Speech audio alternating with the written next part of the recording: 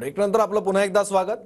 पुरावा देतो आढळरावांनी निवडणुकीतून माघार घ्यावी असं अमोल कोल्हे यांनी म्हटलंय। टीकेला उत्तर देत कोल्हेंनी आढळराव यांना खुलं आव्हान दिलंय। दरम्यान कोल्हेंनी पुरावे न दाखवल्यास त्यांनी बाजूला व्हावं असं आव्हान आढळरावांनी दिलं होतं। संसदेत आढळरावांनी स्वतःच्या कंपनीबाबत प्रश्न विचारल्याचा आरोप कोल्हेंनी आढळरावांवर केला होता। कंपनीच्या माझ्या व्यवसायाच्या संदर्भातला एकही प्रश्न विचारला नाही। माझं तेवढं प्रामाणिकपणा जनतेला माहिती आहे।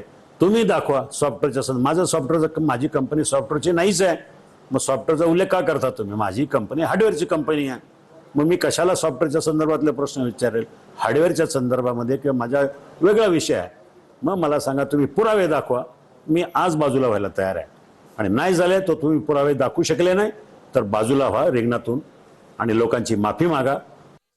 माझ्या शिरूर लोकसभा मतदारसंघातल्या मायबाप जनतेला ठाऊक आहे, पुराव्याशिवाय मी कधीच बोलत नाही।